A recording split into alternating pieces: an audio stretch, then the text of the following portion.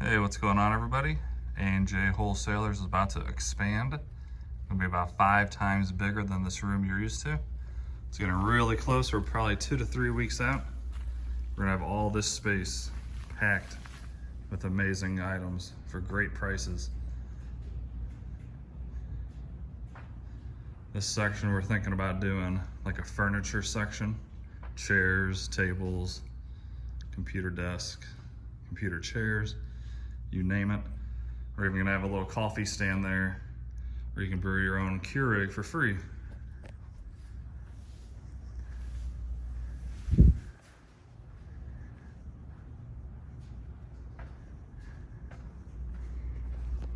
Now we have additional warehouse space as well. So we're selling stuff from Home Depot, Amazon, Target, you name it. We have vanities. It's a really nice vanity that just came off the truck, brand new.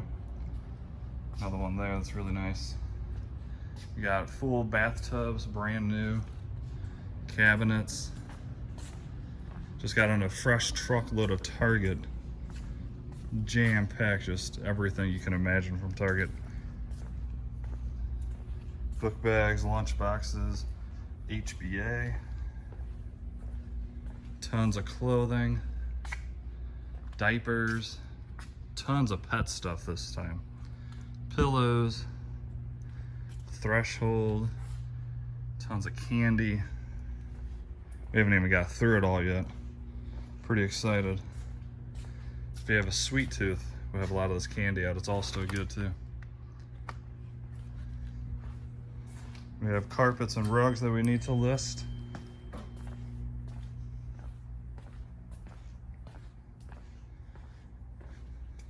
Said we have computer chairs, chairs from Target.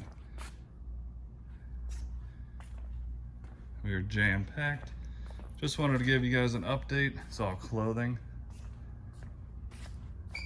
from Target as well. We got printers.